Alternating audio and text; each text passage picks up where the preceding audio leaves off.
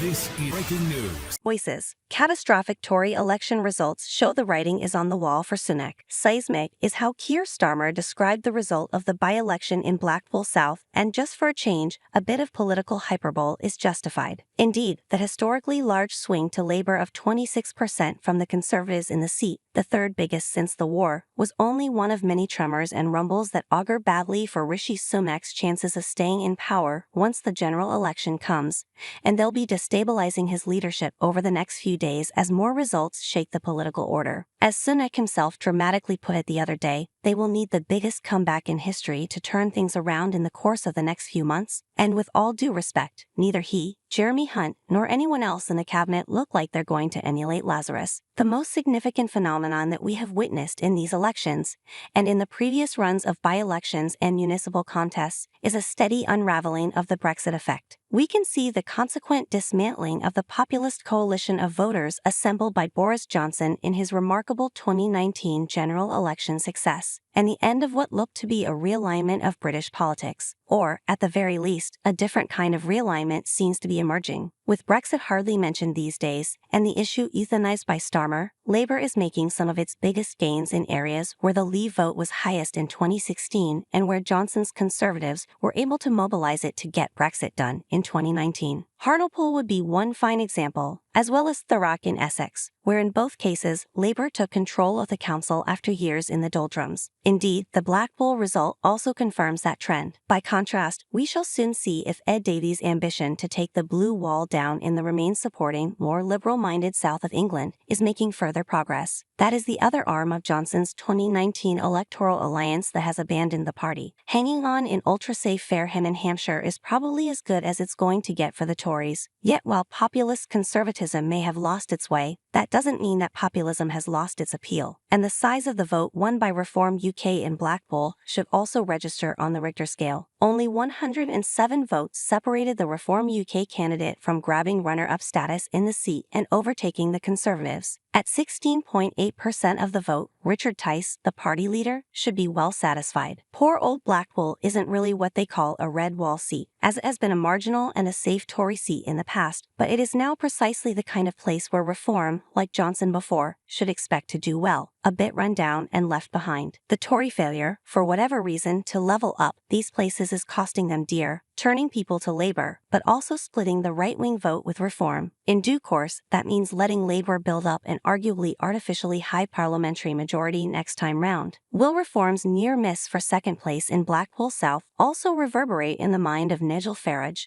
who remains president and basically owner of Reform, which, unusually, is a private company, Reform Party UK Limited, last glimpsed basking in the Florida sunshine rather than getting the vote out in the Blackpool drizzle? Farage has been teasing us again about a return to frontline politics. Reform's best result by far in a by-election might tempt him back, which has the potential to add to the earthquake that's demolishing the Tory vote. Yet Farage of all people will know that 10 years ago, when he was running UKIP, he and his then vehicle were registering much bigger gains across the board. The trends in the polls suggest that Reform at about 15% may even exceed the Tories in voting intentions, with Sunak's party plumbing fresh depths, down to 18% most recently. Reform still lacks a national party organization, and its failure to win some council seats in Hartlepool, where it was once pretty strong, suggests that the arrival of Nigel Farage MP in the Commons remains a mirage. They did respectably in places such as Lincolnshire and Sunderland, but it's not yet as revolutionary as UKIP in its heyday. The results were almost unalloyed good news for seismic Starmer, but there are little tremors of weakness for Labour there too. Behind the long list of council gains and mayoral triumphs that will be understandably celebrated by Starmer lies a growing drift of leftish and slash or Muslim voters to ex-Labour independent candidates in places such as Oldham, where Labour lost its tenuous grip on power.